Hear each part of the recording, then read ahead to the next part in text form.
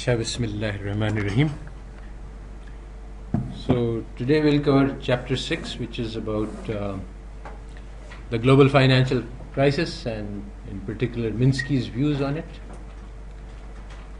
So one thing that I would like for you to know is, because we are teaching macro in a very different way, so you will need to be able to explain this point of view, especially when questioned by others that why aren't you studying David Romer's equations. Basically, what is macro? Macro is was invented when the Great Depression occurred, which economists could not understand, and Keynes tried to put together a theory of why it happened. And today, the most pressing question of macro should be, how can we understand the global financial crisis? After all, the Queen of England went to London School of Economics to ask why no one saw it coming. So you have to define the grounds. Is macro studying differential equations? Is macro trying to understand what is happening in the real world? And once you state that this is the problem, then you ask, all right, take your course in macro and tell me what you learned about and you can be confident that they will not be able to say anything about it, because the standard macro models don't have room for the possibility of a crisis. So that's how you can defend your unusual approach to macro, which you will need to do. So we start with the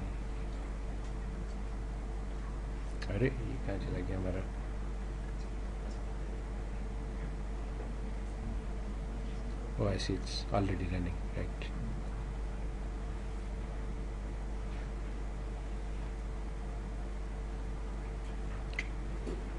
All right, so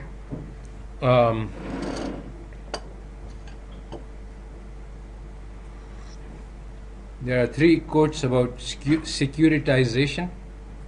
Everything which can be securitized will be securitized. What is securitization? Well, basically, in the first place,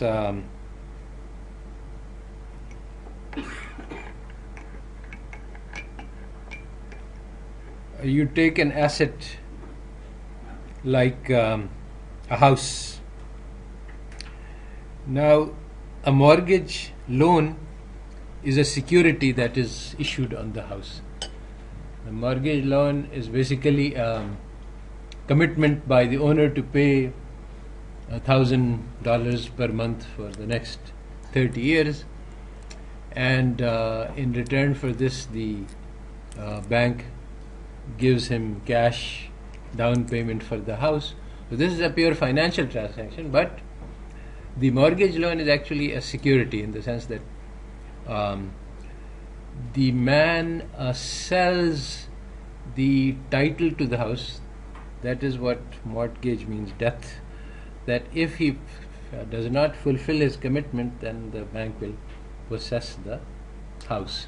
And so basically this is your basic security, and then there are very advanced and very complicated models which are very hard to understand.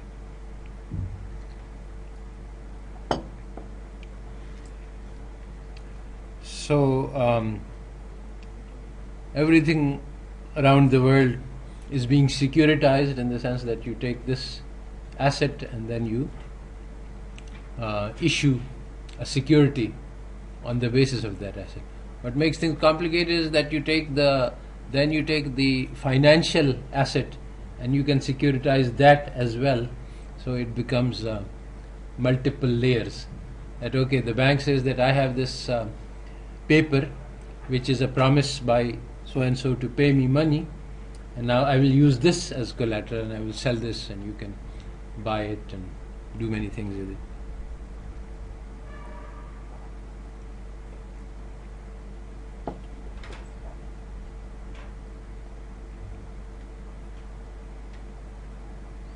So this securitization is basically an alternative to money, and that is what is driving the economy. That we have seen that The central banks can create money, private banks can create money. Shadow banks can also create money by basically using these securities.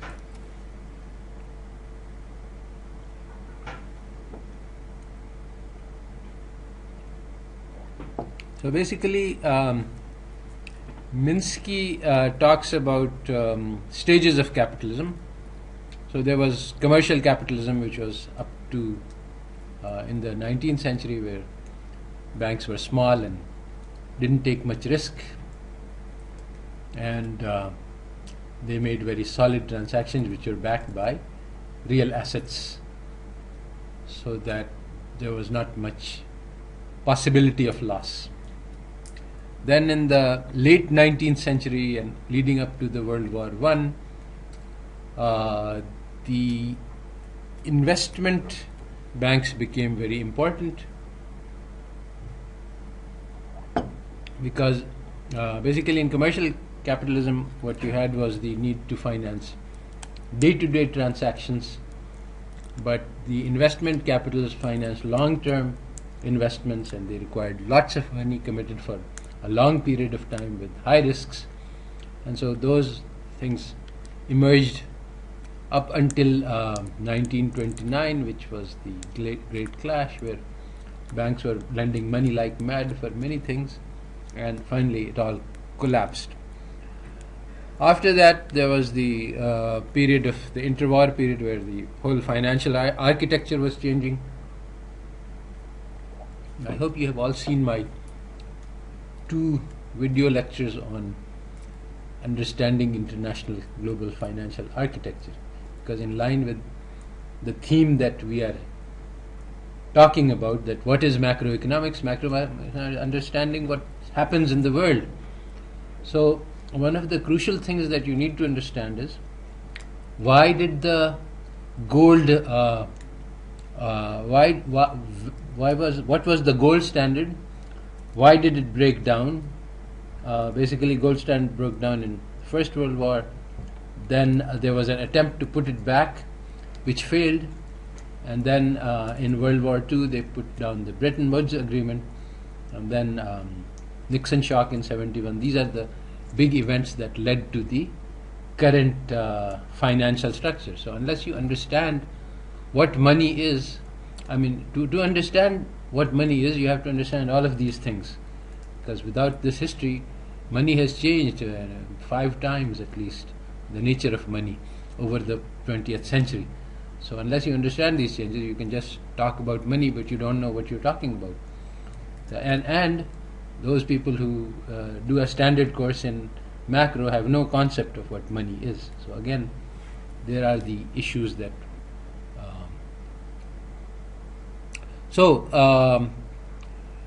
basically post World War II was a period of great prosperity for a number of reasons. Lots of money piled up, and then the biggest sources of funds, money, were in the hands of people who had pension funds running millions and billions of dollars.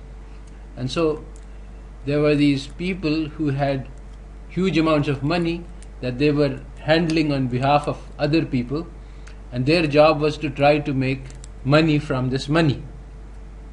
So this is, and basically these people became the drivers of the economy. So that's the money manager capitalism, and that had a very dramatic impact on the nature of the global system. You want to understand, why did Reagan-Thatcher revolution come about?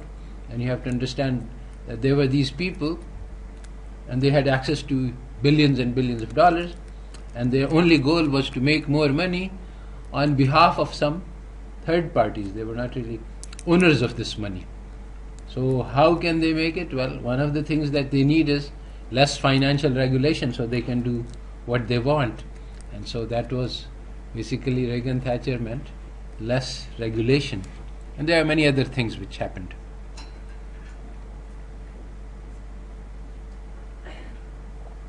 Now, because these are money managers, understand what this quote is saying, that on the one hand, you have money, You invest your own money in your own firm, you're looking for long-term returns. You're not interested in making a small profit for tomorrow.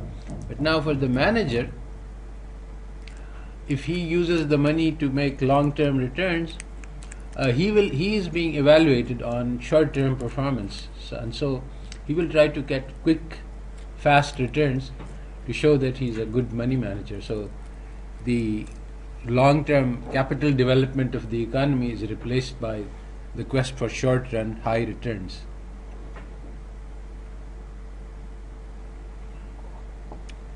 So one of the themes of Minsky that we have already studied is that stability is destabilizing. The last few decades we can see a lot of things which show this. There was the savings and loan crisis in 1980s that happened almost very soon after Reagan came to power. He deregulated the savings and loan industry. This was a small sector of the banking in the USA which dealt mainly with mortgages. And this was the safest and the most boring sector of the banking. They only dealt with long 30-year mortgages. Everything was insured. They made sure that the homeowners had enough income stream to pay them, so it was very, very regular.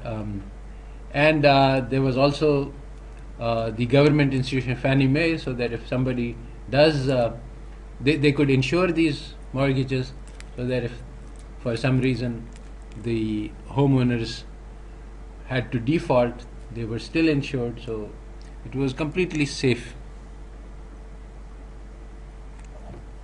When this sector was deregulated, then they immediately started to use the money creation powers to do a lot of risky gambles. They invested in Latin American and Mexican bonds, and then there was the Mexican peso crisis, and these savings and loans associations, there was a huge default, which there was a bailout. So many other episodes in which stability led to a crash. Stability led to speculation, which led to a crash.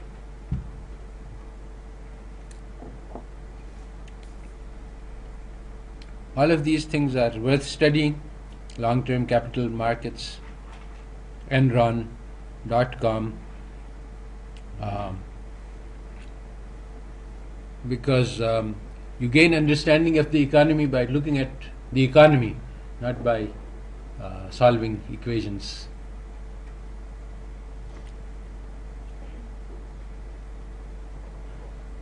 So we are studying basically the causes of the global financial crisis. So all of these crises had led to a government intervention which basically bailed out the defaulters and prevented the crisis.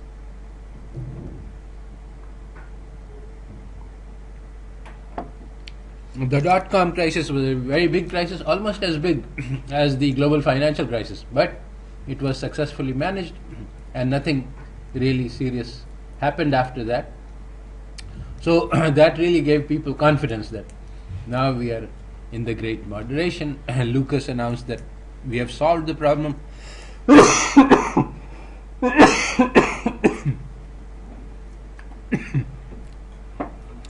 Lucas said that the most important problem of economics was to prevent recessions, and we have now solved that problem. And Bernanke announced that the Great Moderation has occurred, and there will be no more business cycles, and we'll be able to control growth. And there's no more chances of a serious crisis. So once this message was circulated, then people started taking more risk and doing more financial layering, which we'll see, and more leveraging. Debt against debt with little net worth backing it up. And this exactly fits what Minsky was saying, that stability will lead to instability. So Minsky had this theory of long-term transformation of the financial system.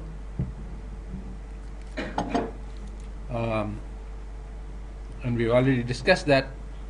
It started with commercial capitalism, where banks make short-term and non-risky loans. Basically, it's you buy the products that you plan to sell, taking a loan, and then you sell and you pay back. But investment, long-term, this is risky because, and in the phase of commercial capitalism, it was only done by the firms themselves using their own internal capital, because outsiders would not be able to take that risk.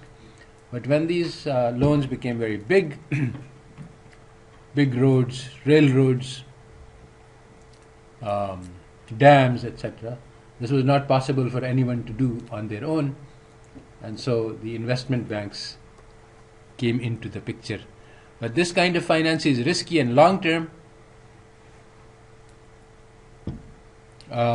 This led to the phase of financial capitalism. And investment banks provided finance for corporations.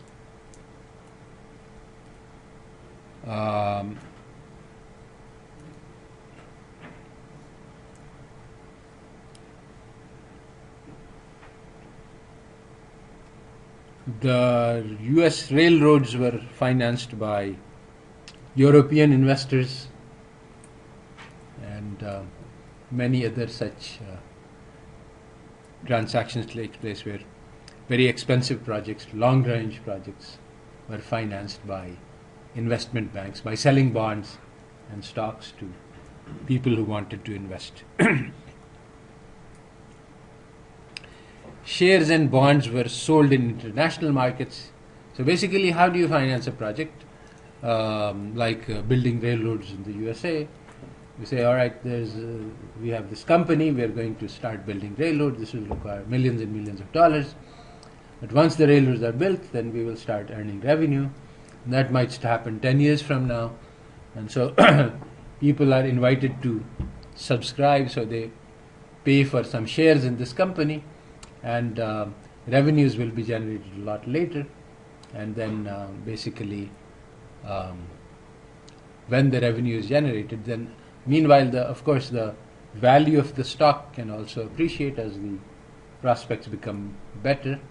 And as the railroads start getting built, there is some net worth on the ground, so the value of the stock tends to reflect that. So you can make money on your stock even though the project has not started to earn revenue. So globalization over that period, basically, if you remember the Great Transformation, there were very few wars between inter-European powers, and so actually this is mutual. I mean, but because there was globalization, basically Europe was out conquering the world. So they had these projects all over the world. They were doing, like, building railroads in Pakistan and India, and so on. All of these required financing. So people were buying stocks, and this was a global phenomena.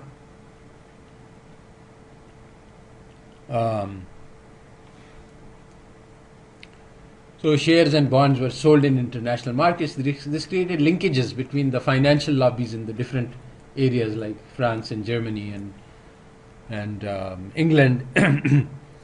And so wars were expensive for the financial lobby, so basically financial lobby prevented wars until 1914, where for some reason this stability broke down.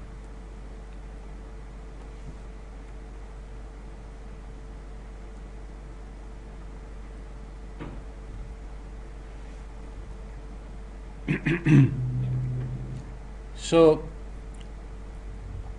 by the late 20s, this See, when you have a lot of money and you want to invest it, then the number of real projects that can be done is not that much, and once this is exhausted and you have the capability of creating infinite amounts of money, then you find creative ways to invest that money. Mostly it's in financial schemes.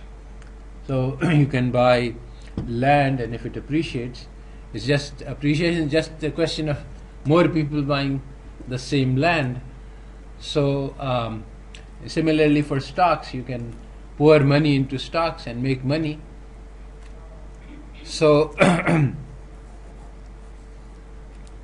as long as this is exactly one of the key elements of Islamic finance, although it's not being followed in genuine spirit, is that finance can only be on real assets, and you cannot trade debts. This is one of the key things. Once you stop trading debt, stop gambling, stop gharar, which is gharar is something which doesn't have any clear determinate value. There's too much ambiguity in the transaction. You are buying or selling something, the value of which is not known. For example, a derivative can say that I will pay if this person collapses, if this person fails to pay his mortgage, then I will pay $100,000. So this is a kind of an insurance.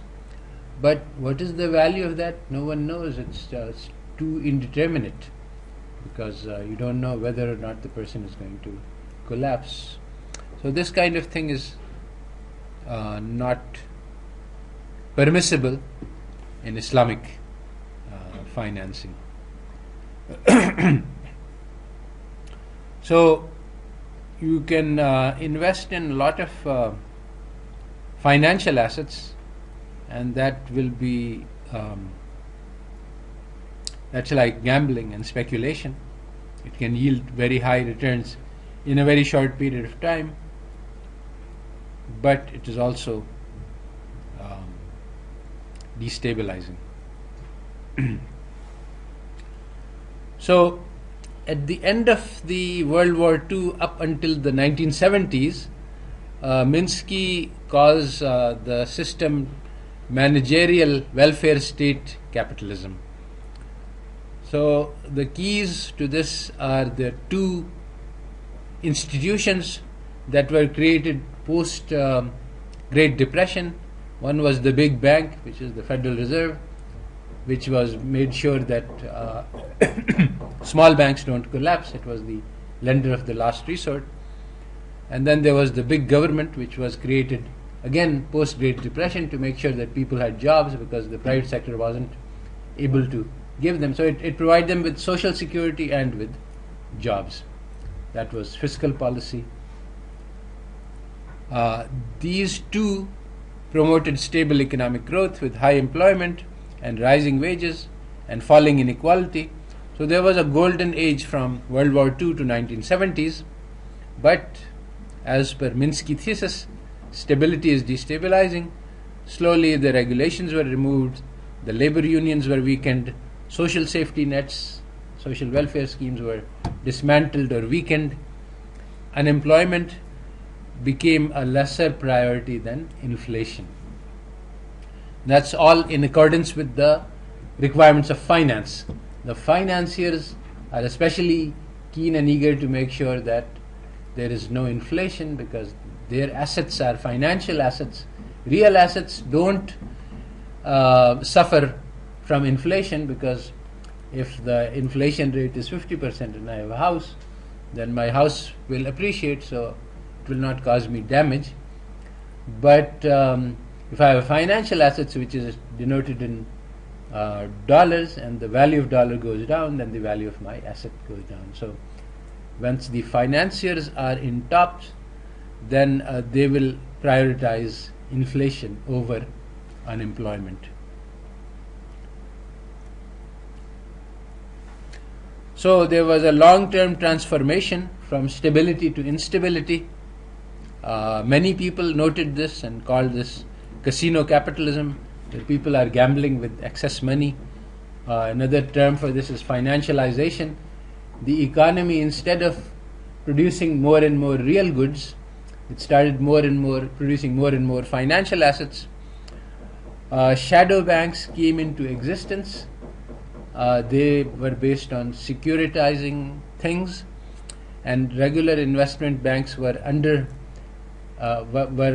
regulated, but the shadow banks were not subject to the same regulations, and so they were able to take more risks, they were able to use higher leverage, and they were able to create money with using doubtful and risky securities where investment banks could not. So in order to compete with them, the investment banks asked for deregulation, which took place.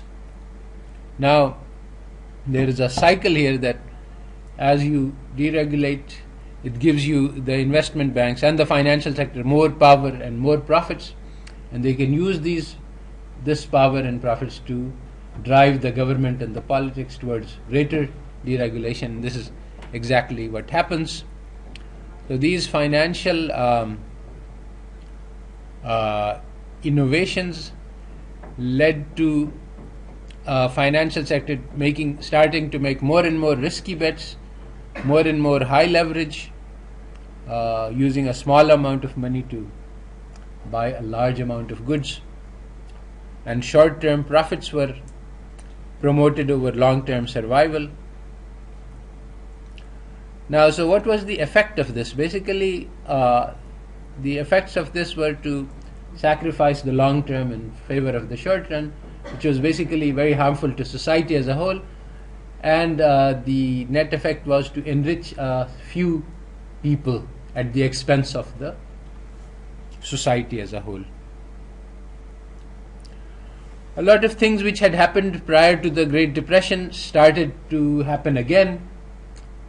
When you have a lot of money to play with, then you can do a lot of games in the stock market. So one of these were called pump and dump, which was basically the firm sells its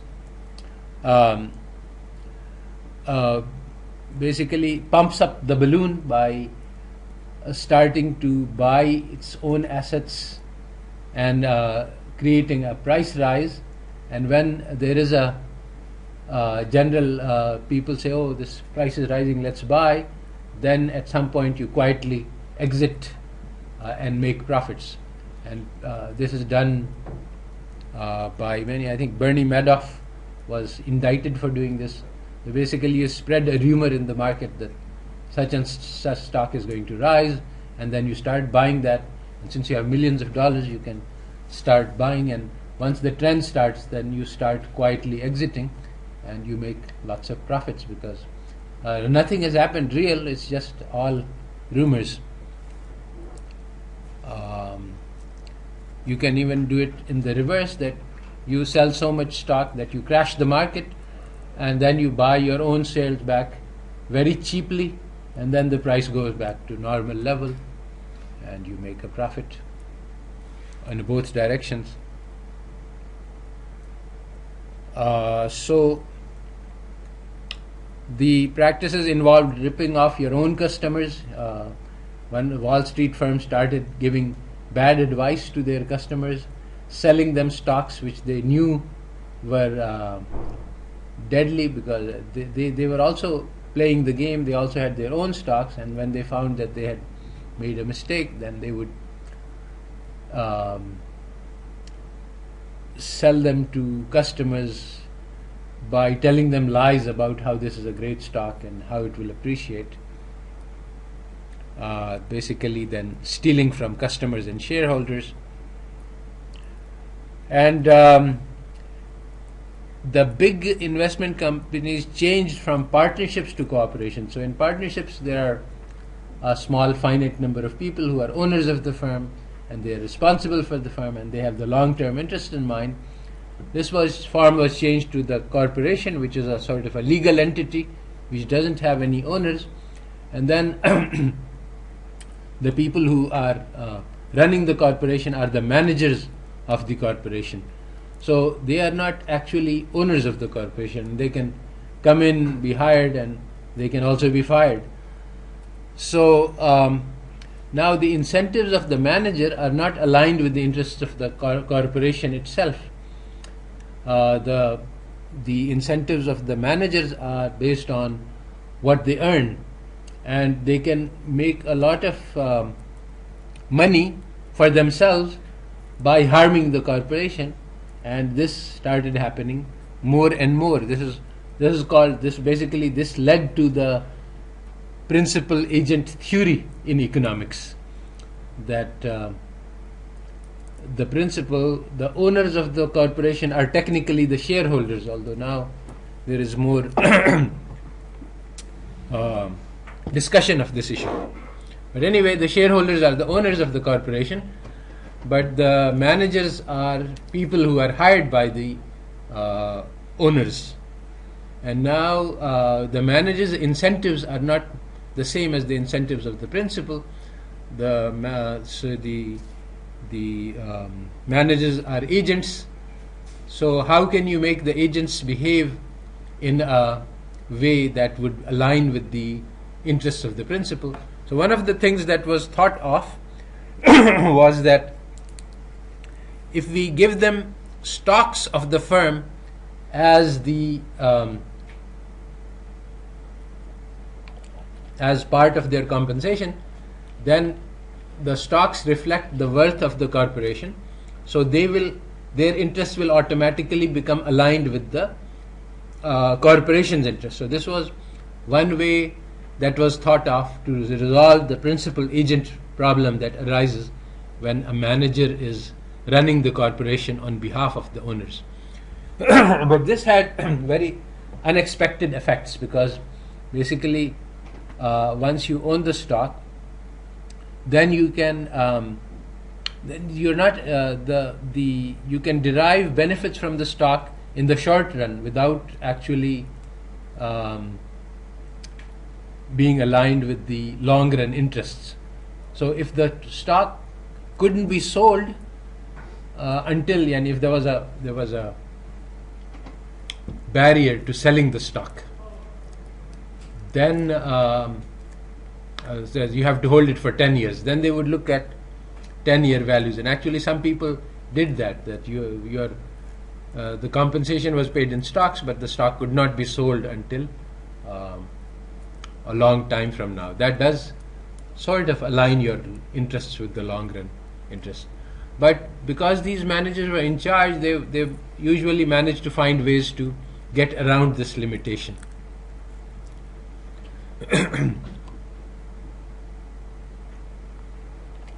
So they did a lot of things which were actually against the interests of the corporation. One of the things they would do is to just do stock buybacks. You have these profits, and you start buying your own stock.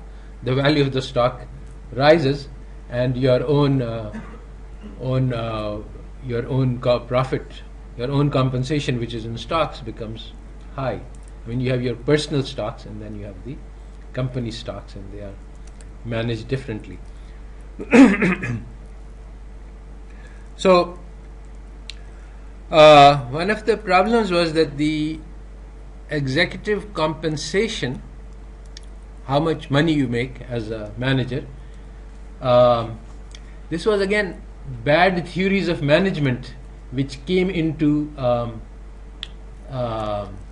existence and are still basically smart goals and measurable and quantifiable performance. So once you and these are theories which are still dominating the world, still being taught, and these are very bad theories, because as soon as you quantify something, then you create an incentive for people to start playing numbers games. Like basically, you see, suppose I want to evaluate the research of different people in Pakistan. I say, okay, one indicator of research is publications, and there can be different qualities, so one indication is impact factor. As long as people are doing research, and this is a this is an external indicator. This is a good indicator. But if people understand that this is what we are going to be evaluated on, and then they say, okay, now I'm going to maximize my count, then suddenly the indicator becomes biased. So once you get measurable indicators, okay, you're going to be the police is told that you're going to be evaluated on the number of FIRs that are resolved. So they originate FIRs and they close them to increase the count. So things like that can happen in all dimensions, and these things happened in the major corporations, and they caused a lot of damage. So the real quality is always unmeasurable. When you translate it, when you try to quantify, then you get into trouble. But the dominant theory in the world today is that if you can't quantify it, if you can't measure it, then it's not there, and that's a serious problem.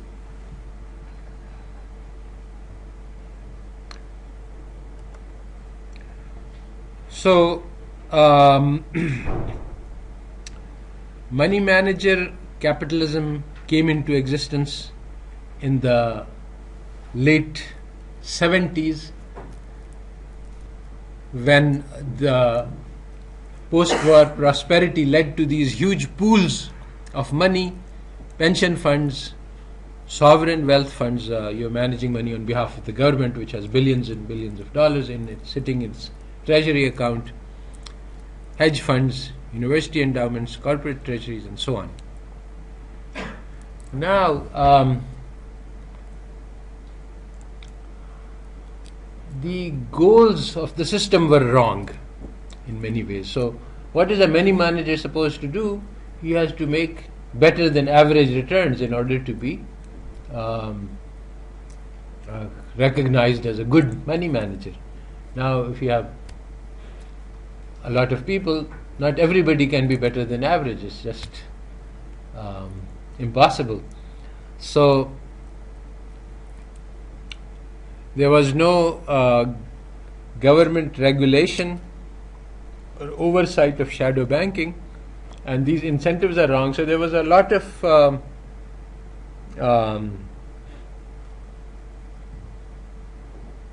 it created incentives to take risky behavior and to cheat. So in order to beat the average and to be recognized as a good manager, there are many ways to fix this problem. I mean, if you can make the incentives better, that basically instead of looking at the performance of the fund, look at the integrity of the person and the decision makings. Instead of looking at outcomes, look at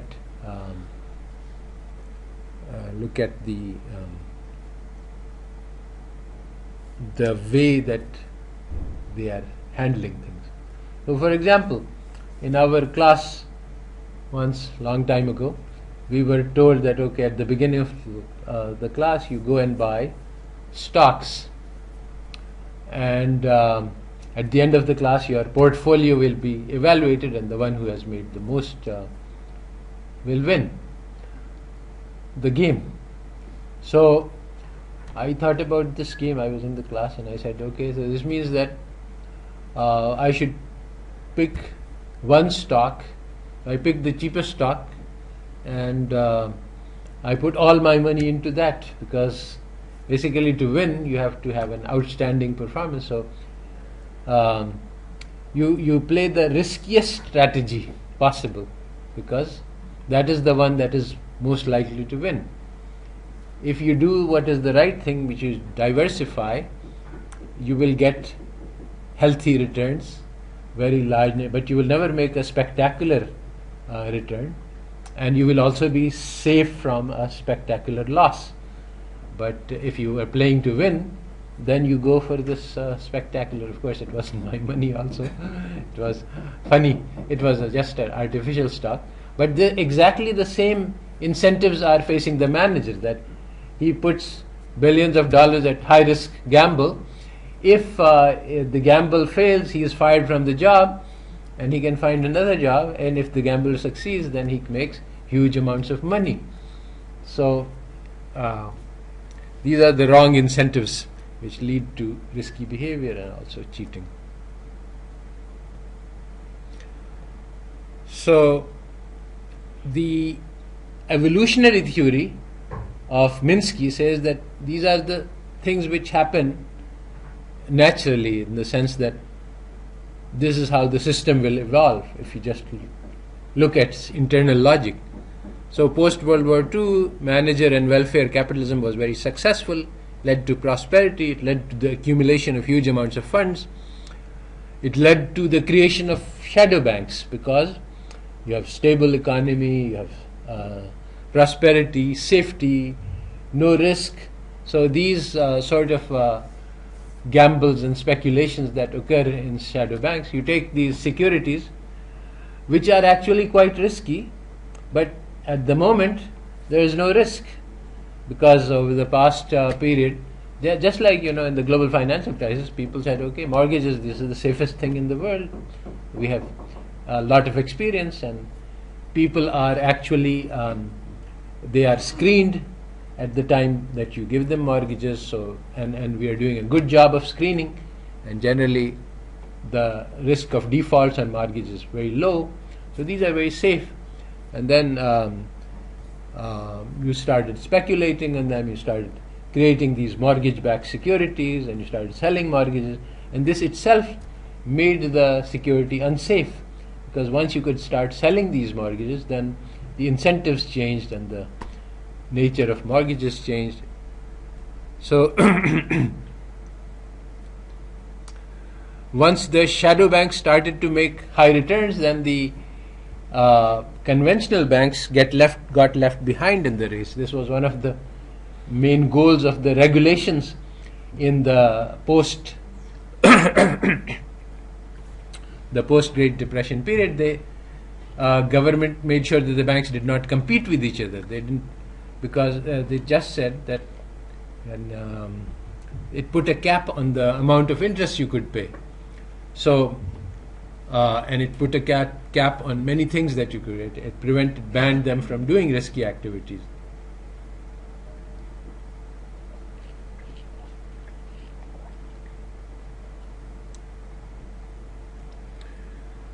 So a sort of a Gresham's law is that the bad money drives out the good. So as more and more banks started doing more and more risky transactions, the banks, those who were not doing risky transactions, started being evaluated poorly. Look, he is making 10% returns. How come you are making only 3%? You are a bad manager.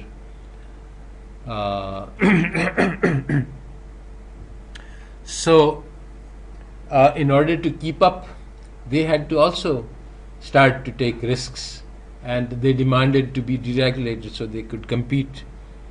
And so one of the things that you can do in order to make high returns is to go into high leverage, use a small amount of money and buy a big, I think I've illustrated this, that you use $100, you buy $100 worth of stock, and suppose it appreciates 10%, then you get a 10% return on your $100 over a year.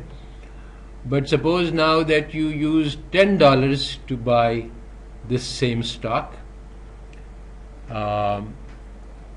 and the stock itself is used as a collateral for the $90 that you borrow. Now, at the end of the year, you make 100% returns, because on your $10 of investment, you got $10 return. So, of course, you have to pay the interest on the loan, but that's usually not, that may be 5%. So, you would still make a huge killing. So basically, the more leverage you use, the higher returns you can get, and so it's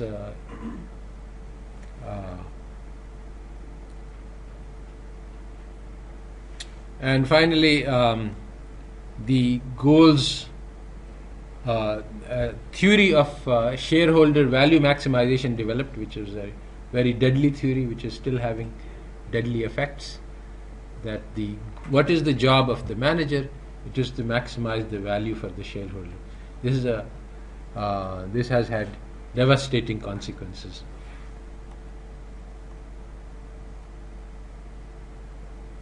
Basically, the problem was that there is too much money around. The volume of money was much greater than the places that they could be invested. So the excess money flowed into speculation, gambling, stocks, land markets, non-productive investments.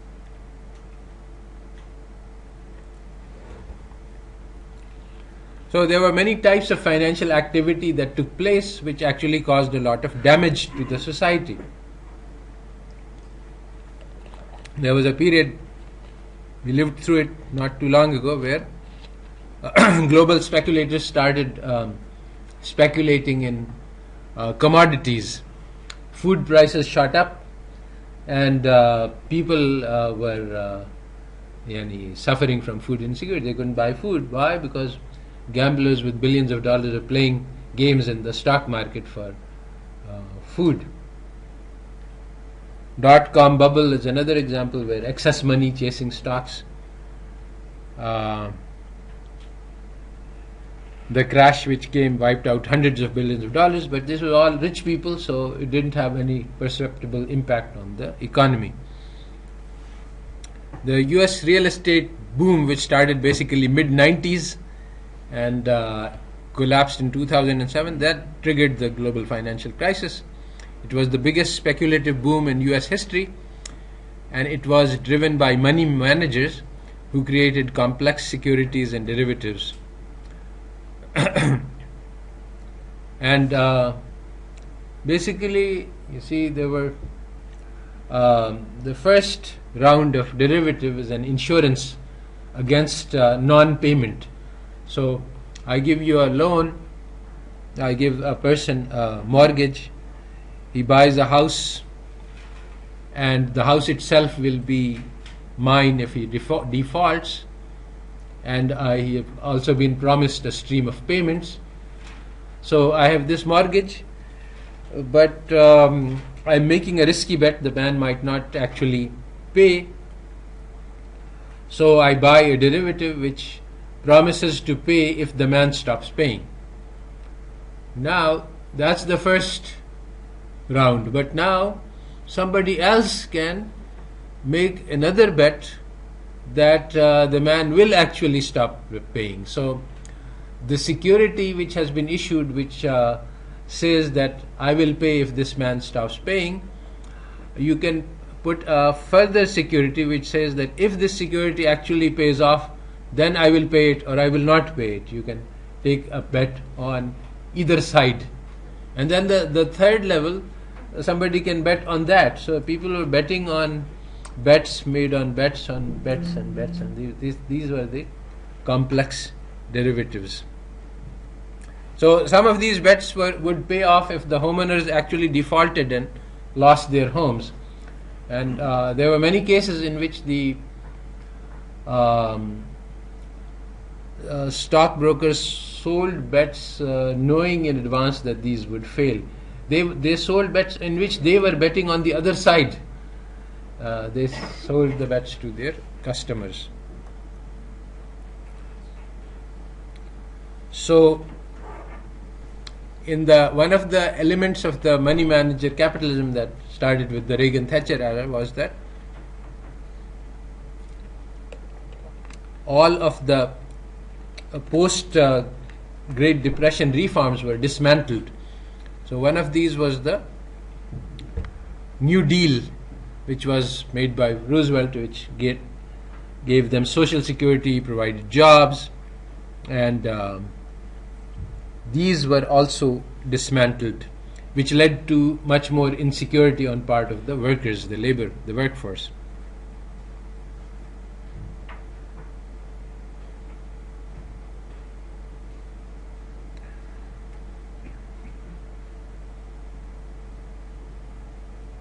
So, as we have discussed previously, in the 1960s, this was the post-war period. The Kennedy-Johnson war on poverty was not, according to Minsky, well designed, because it focused on welfare for the unemployed and training for the people to provide them with jobs instead of job creation. And he was opposed to the idea of promoting investment and business, the idea being that let the private sector provide jobs, for reasons that we have discussed in detail in the last lecture. So basically the goal of allowing the private sector to create jobs by pumping money in them is not the recommended procedure by Minsky, because it leads to this continuous cycle, and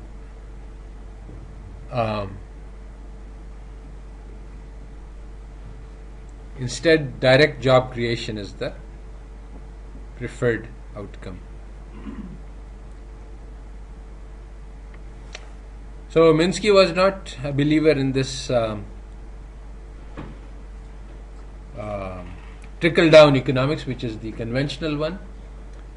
If you read even now the standard macroeconomic textbooks or textbooks on growth, you will find that in the introduction, why do we study growth? Because growth has lifted millions of people out of poverty. This is the central argument that is used for focusing on growth.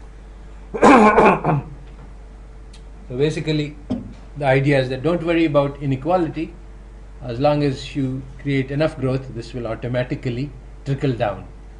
Now, this is a false and fallacious theory, but and it has been disproven many times, but it keeps getting resurrected, because basically there are two alternatives. One is to look around and see that there's already enough growth, there's already enough goods to remove poverty. So there is no need for growth. If the true problem was scarcity, if the poor people don't have food and there is not enough food on the planet, then we need to go for increasing the amount of food. But if there is plenty of food available and the poor are not getting it, then growth does not make sense. What does make sense is that you take the money which is in excess in the hands of the extremely rich, like about 60 people have half the planetary wealth, so you ask them to share with the others, or you make sure that the poor get from what is already available instead of going for growth. But this would be contrary to the interests of the super rich, and so they keep talking about growth instead of talking about the real problem, which is distribution. So the solution is if you believe in this growth, then you say, okay, just generate more money and somehow it will automatically get to the poor. But actually what you need is targeted spending. You need to direct the money to the worst off people.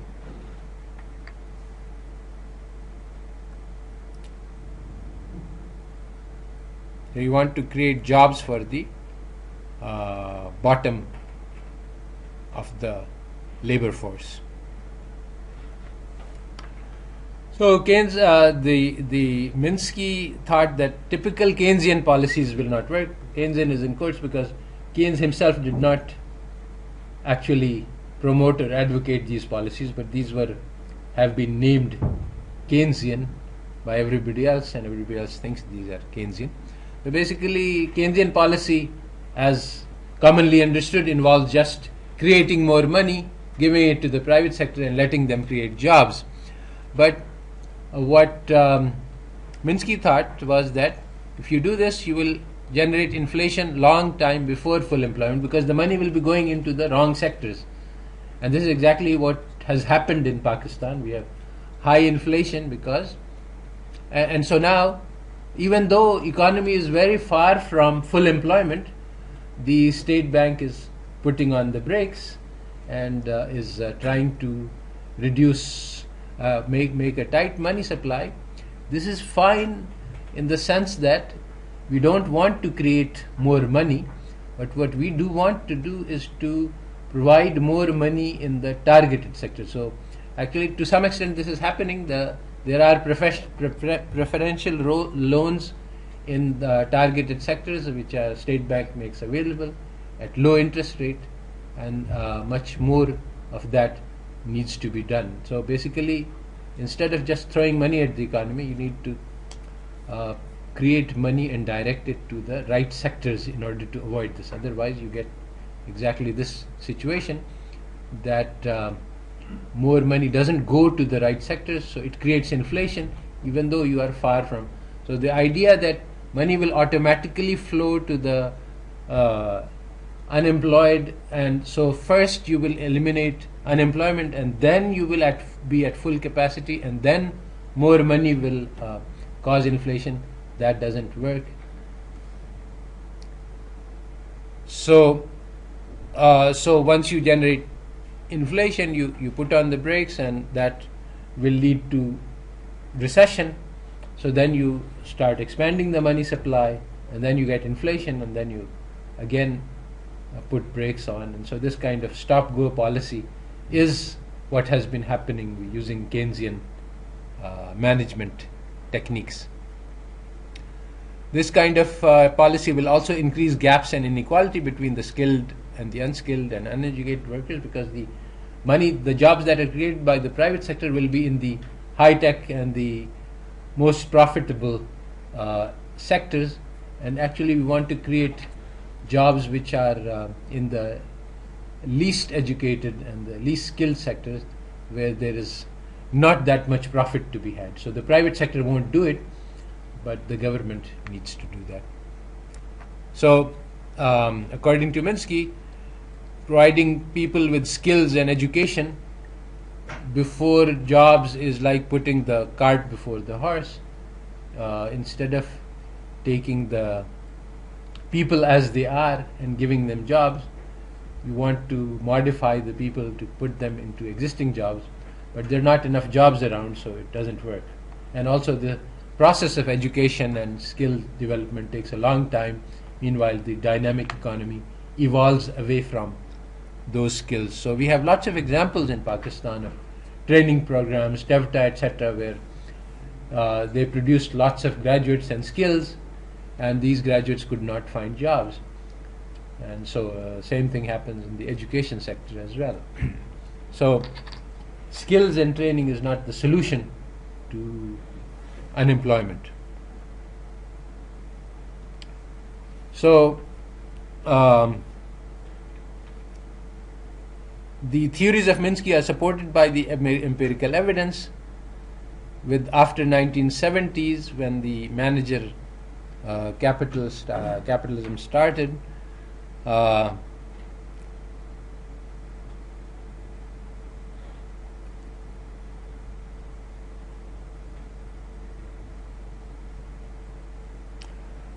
the unemployment rates were not really affected in the bottom.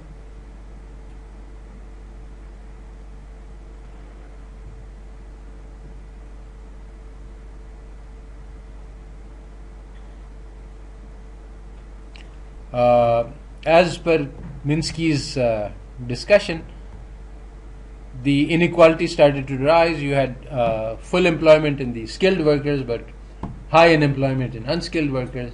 So the sectors which received money were not the ones which were the job creating sectors.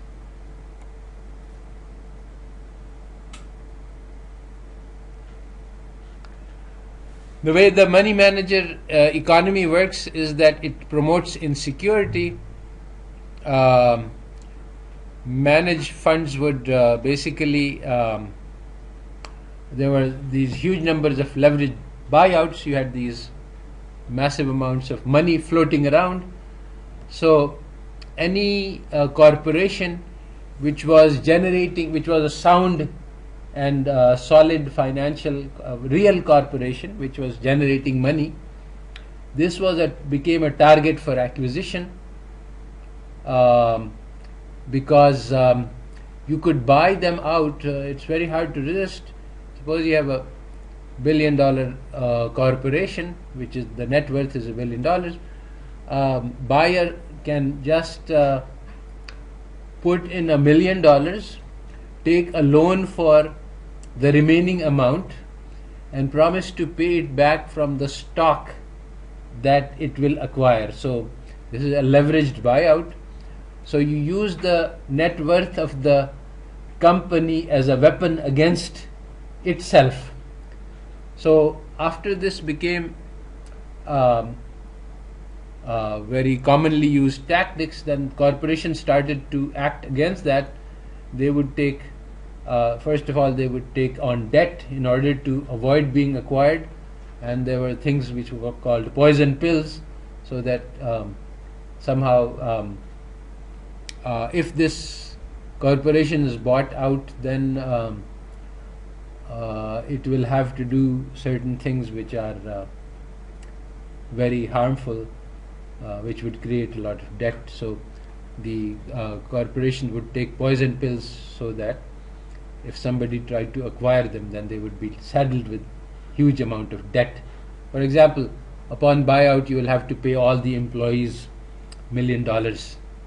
So that's one kind of a poison pill. There were many others that were devised to prevent takeovers. But basically, there was large amount of insecurity created because the big firms started being sold and bought, and then once you buy them, you have no interest in running the business, you just want to maximize your return. So they would strip the firms of assets, and they would sell off the firms, and they would lay off the workers, and they would just make billions of dollars on the deal. So there was massive insecurity introduced into the economy because nobody could be sure of his job. And in a solid firm which is running well, everything is going fine. Suddenly you wake up and you find that the firm has been sold to somebody else and you are out of a job. So something.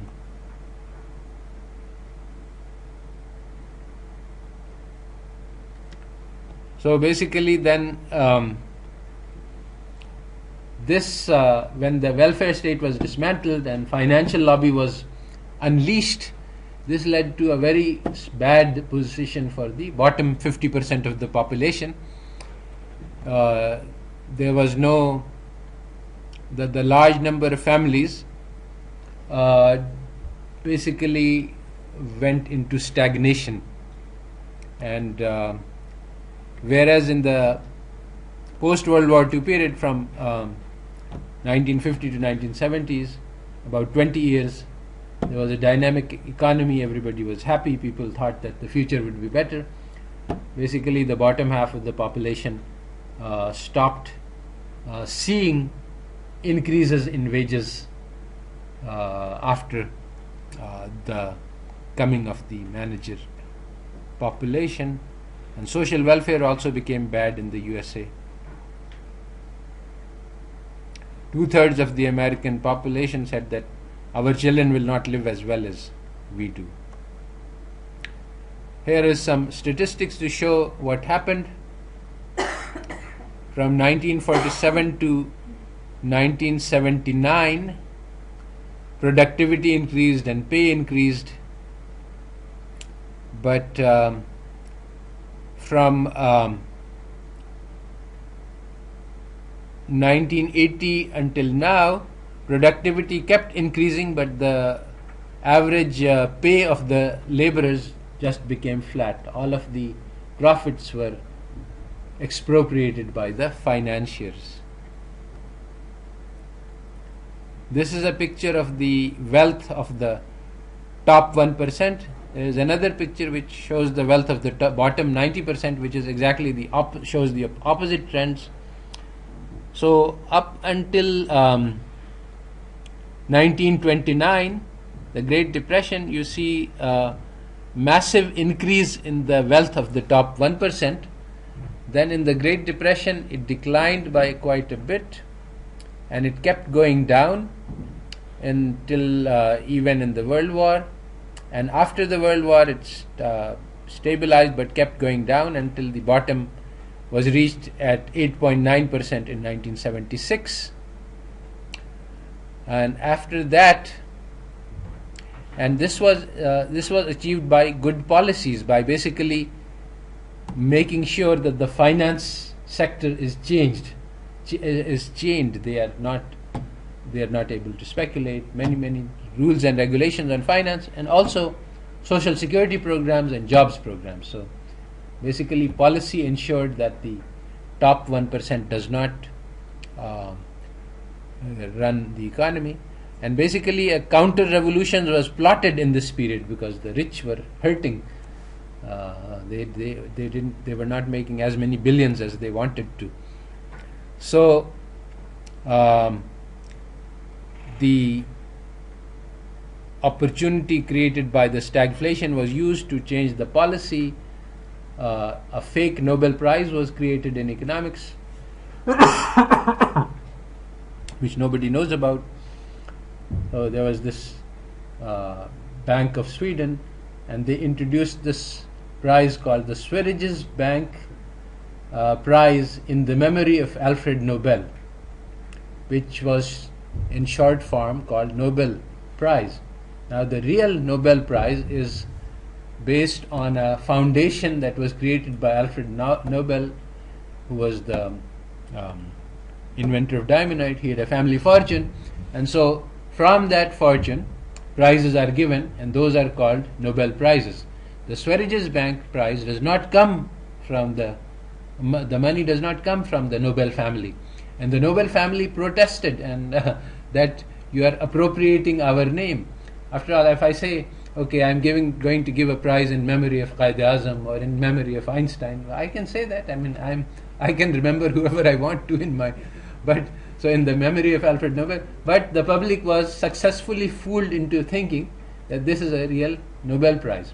But this was money was put up by financiers for this prize, and it looks just the same. Everything is done exactly the same way that the other Nobel Prizes are, so that the people don't know about that this is a prize. Only the money comes from different sources. And then they started giving every other prizes to the Chicago School. So when the 1970s, when I was studying in grad school, Chicago School was considered to be crackpots. They were just not considered to be real economists. But after this Sveriges Bank Prize was introduced, they started winning Nobel Prizes one after the other. Half of the Nobel Prizes went to Chicago School, the other half went to many types, including heterodox and unorthodox, just to create an impression that this is an unbiased prize. But that led to a rapid rise in the prestige and popularity of the Chicago School. So until they became the dominant one. So that was one part. So after that, you can see that what happened to the share of the top 1%. From 9% it went to 23% over the 3 decades.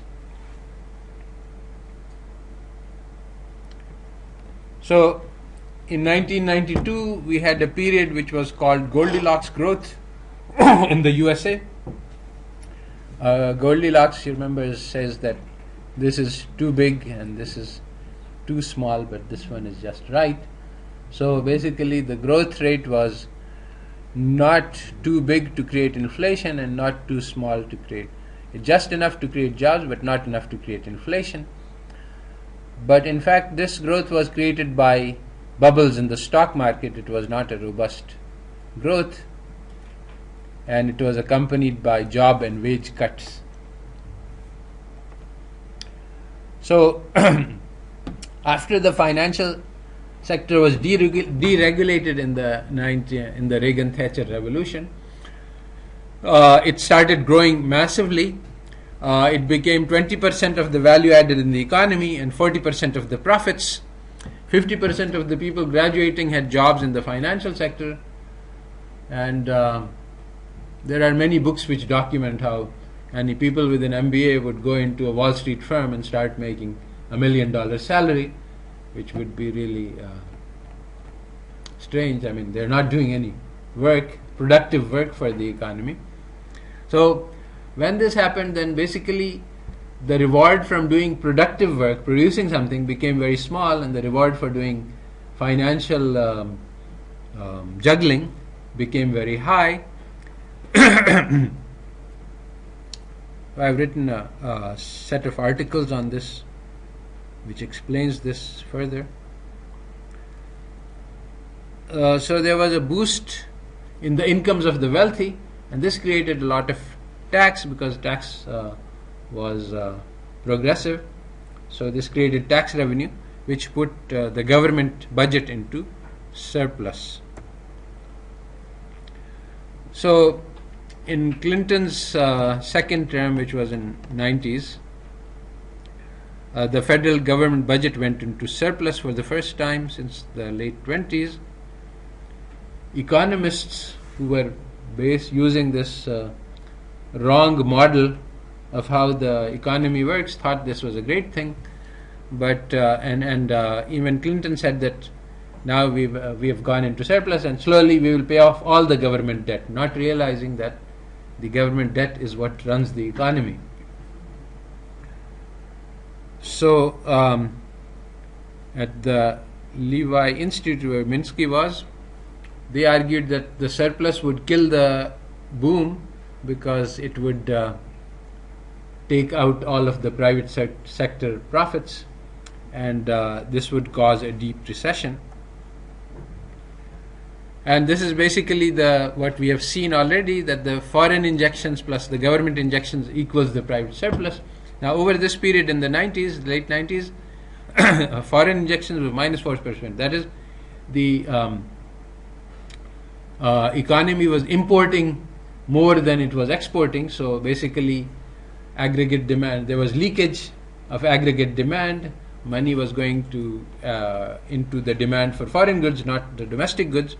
And there was a 2.5% surplus on the government. That was again, so together we had a minus 6.5 deficit in the private sector, which meant that the private sector is spending $106.5 while earning only $100.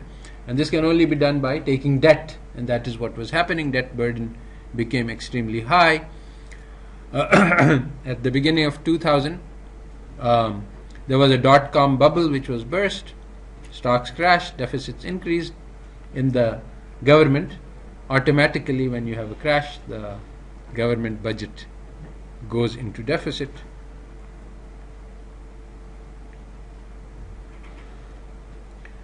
So in 2000, there was a temporary halt to this process of increasing debt, but it was managed by the government, the dot-com bubble, and the private debt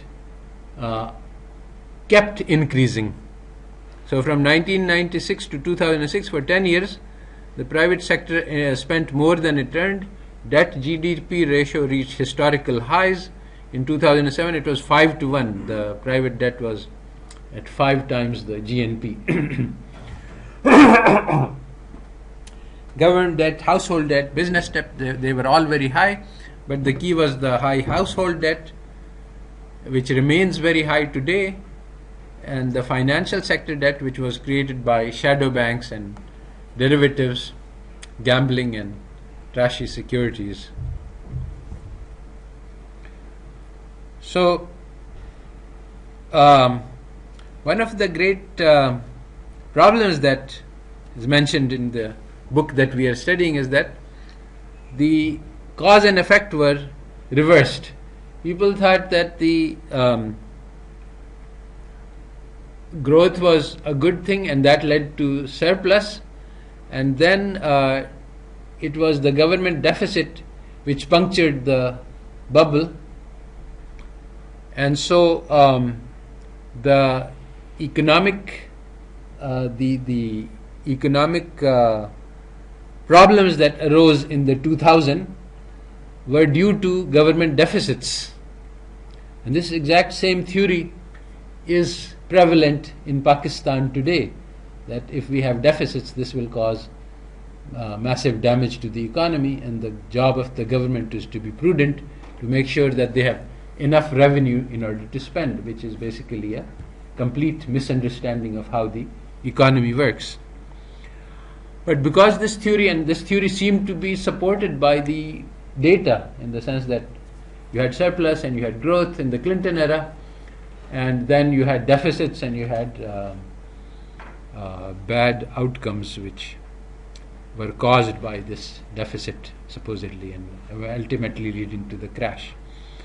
So when the global financial crisis occurred, people with these theories did not increase the fiscal policy deficits to the extent required. They did not do did not make the response that was needed to prevent the great recession that followed. And so with this wrong theory in your mind, recovery is impossible. Same thing is true today. In Pakistan, we need the large amount of direct spending on low-income jobs. But nobody is actually even prioritizing this, and if this is raised as an issue, people say, according to the conventional economic theories, that where are you going to get the money to give jobs to millions of people? And they don't look at the productivity that will result as a result of this creation of jobs. And they don't look at the fact that these same people, illiterate, uneducated people in our villages, have gone to Dubai and built skyscrapers and turned on. So these people are capable of doing a lot of useful jobs. So wrong theories cause a lot of damage. Now at the Levy Institute, where Minsky was and Godley was, who was the one who gave the sectoral balance equation, which is very important, this foreign injections plus government injections equal private surplus. This is going to also foreign deficit plus trade deficit equals private surplus. This is the right name. This is how.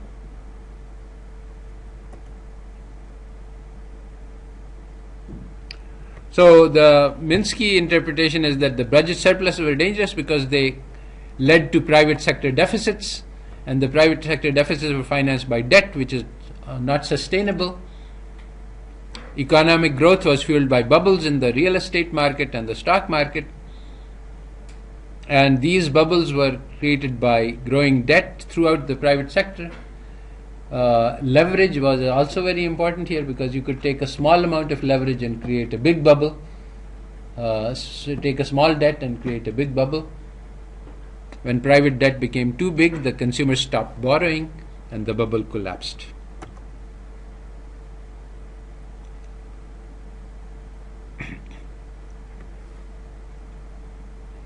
So financialization also took place over this period. This financialization has many aspects. One of them is that the financial sector debt was very high. Basically, this occurs because banks lend long and then they borrow short to cover the debt. So you see, when the bank makes a loan, like a mortgage loan, it doesn't actually, you see, all of this, to understand this thing, you have to unlearn the intermediation model, because the intermediation model doesn't allow you to understand what is happening. So in the intermediation model, when I lend $1 million to somebody to buy a house, I had this money and I gave it to him. So now I have a payment that will come in on 30 years from now, and a regular stream of payments, and I no longer have the $1 million in cash that I used to have. But this is not what happens. I never had this $1 million. So what I did was I gave a loan and I created myself an account.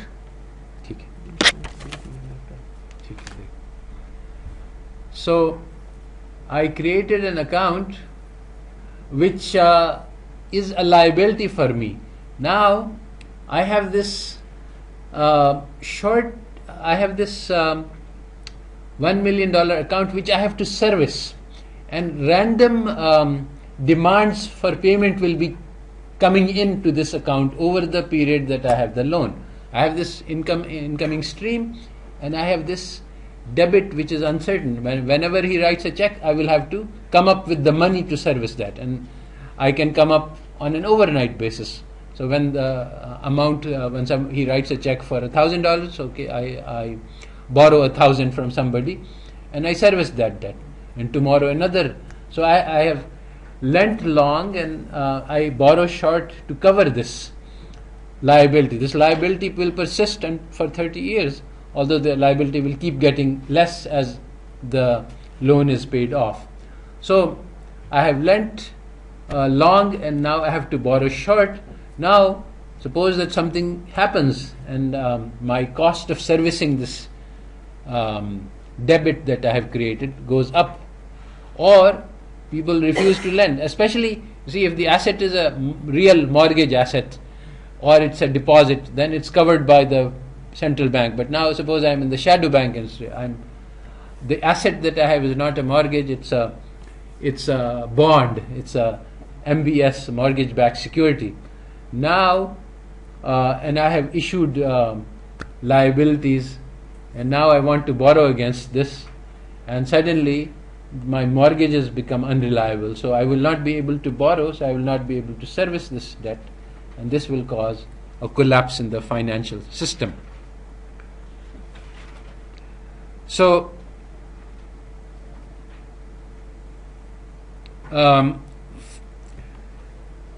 liquidity is my ability to borrow short term.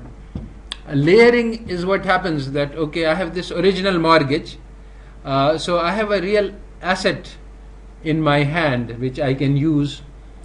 So in the last instance, I can actually take possession of the house if the payment doesn't come in. Otherwise, I have a stream of payments from a person.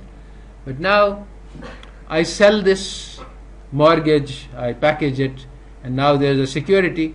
Now the shadow bank doesn't have a house. It has this mortgage-backed security which is one layer away from the house. And it is using this mortgage-backed security just like the bank is using the house to create assets. And then at the third level, if the bank issues some bonds or something on the with this mortgage-backed security, that will be another layer which is added, and this can go on quite a long time. So now the underlying security, which is on top of which we are building all of this financial structures, is not secure itself. So unlike the deposit, which is of the when a bank lends, it creates a deposit account. This deposit account is guaranteed by the Federal Reserve or the central bank. But the shadow banks do things which are very superficially similar, but the underlying security is not guaranteed, so they can collapse.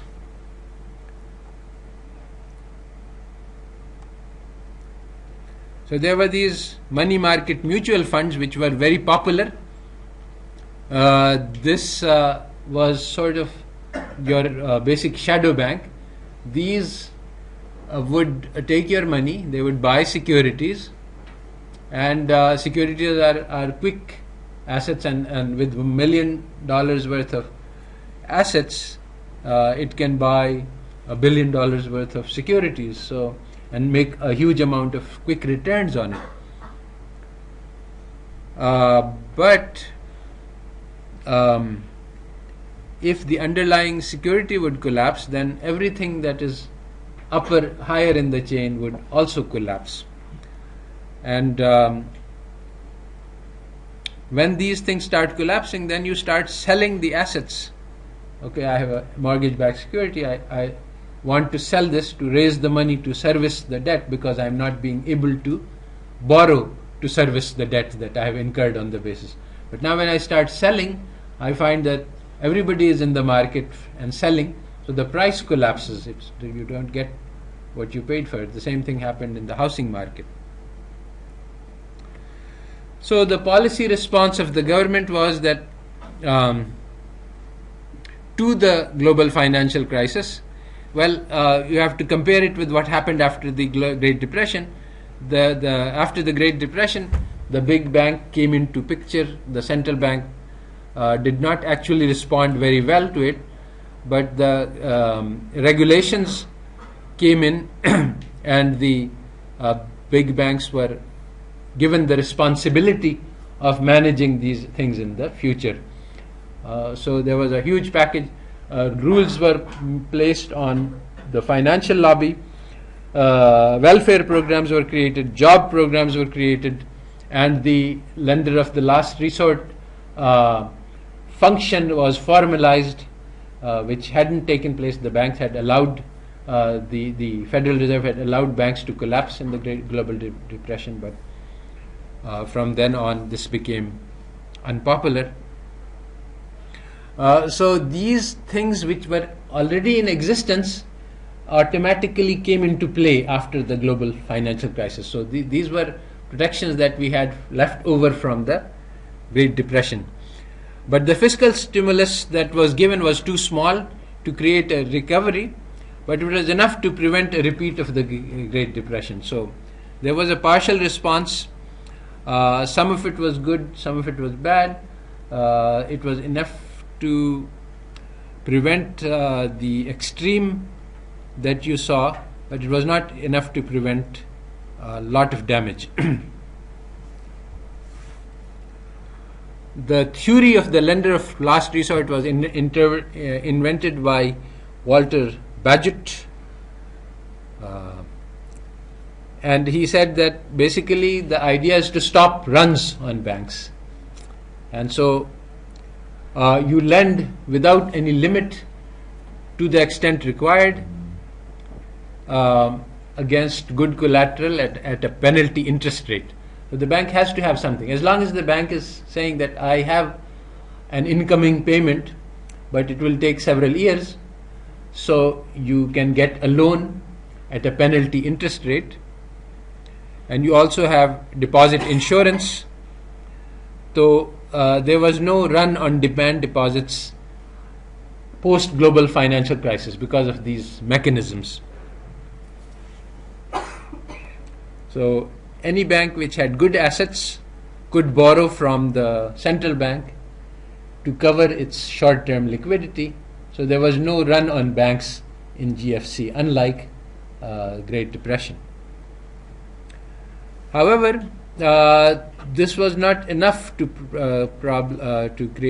solve the problem, because lots of good banks had bad assets. They had invested in mortgages which were unsound, and mortgage-backed securities which were also unsound, and many other assets. So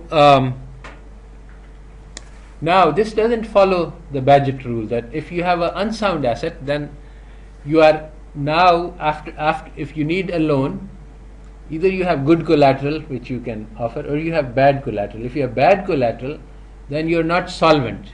You don't have assets which are enough to cover what you need to pay.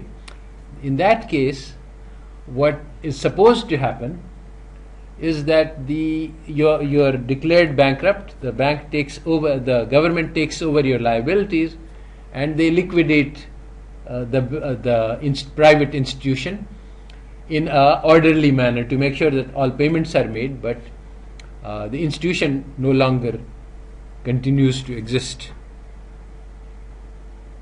So there were two types of crisis. There was a liquidity crisis, people could not make their payments, and there was a solvency crisis. Institutions became insolvent, their assets were not enough to cover their liabilities.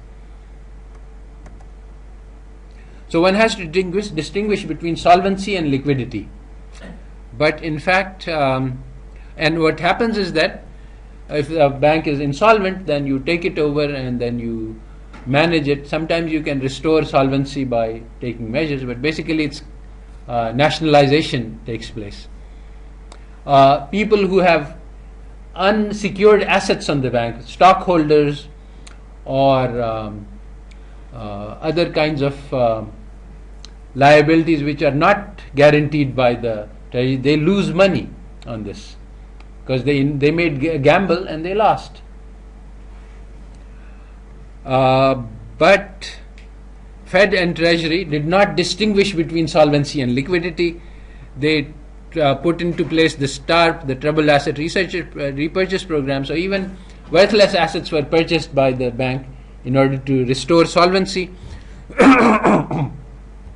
As they started doing this, the crisis kept spreading.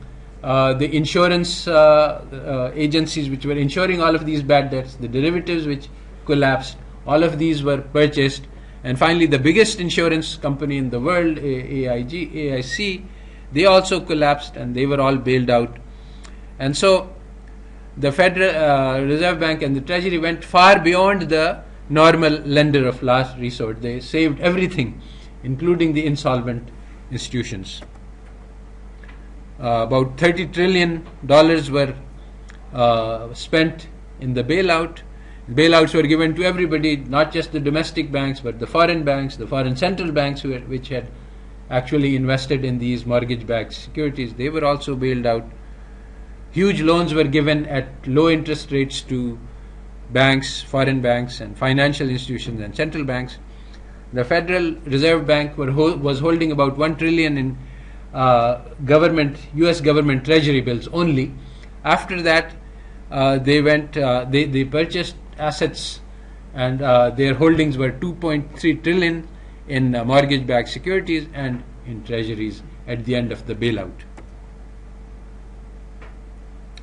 But what did not happen was that there were no new regulations. There was a rescue of all without any discrimination. This created what is called moral hazard. Initially, there's this term called too big to fail, TBTF.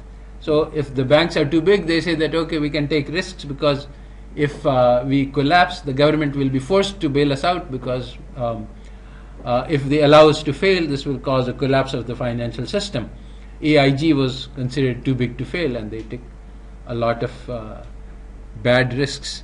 So because of this knowledge, they can take risks which with the knowledge that they will be bailed out.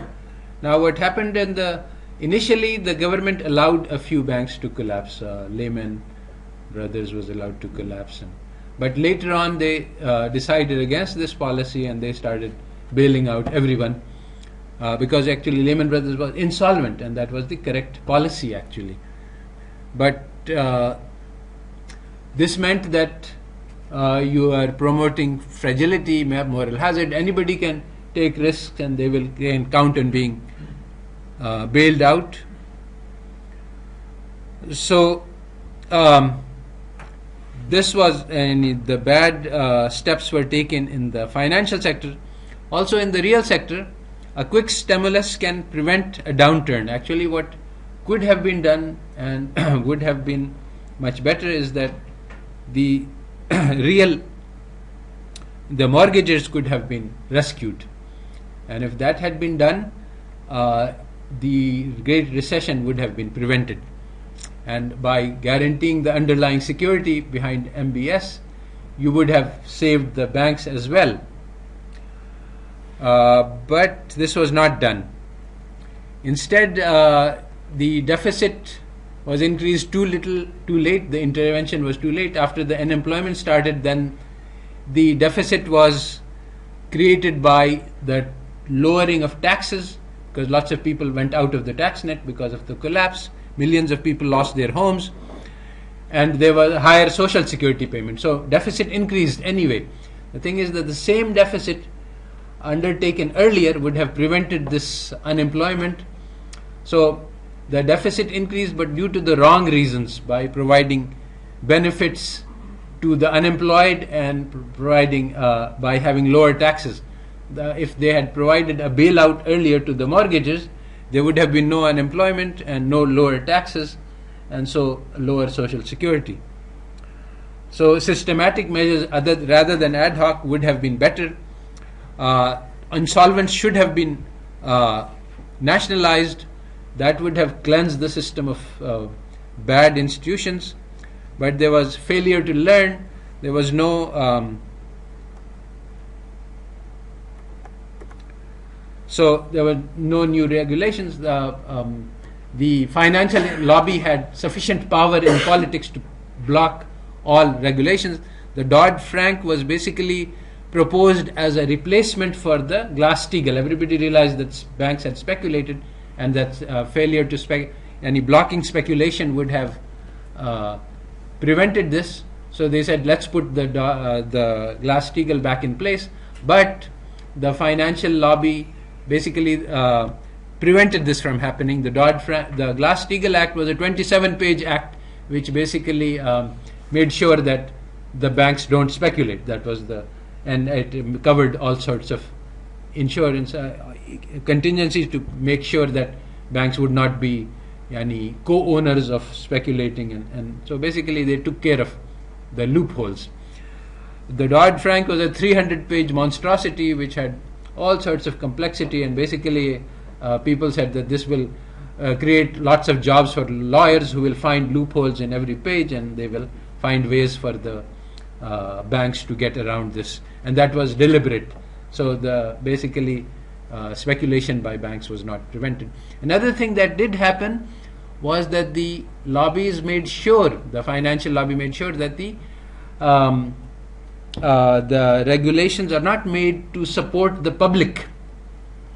They were full-page ads that you want to help pay somebody who is irresponsibly taken a big loan. So public mind was set against providing bailout to sort of so-called irresponsible mortgages. Instead of, and so $1 trillion were paid to the fraudulent and deceptive financial industries, and they went home with the person who collapsed the bank went home with $1 million bonuses, while the people who had purchased homes were denied money to allow them to make payments. So the response was very bad on many fronts, and it led to the collapse. All right, so I will stop here.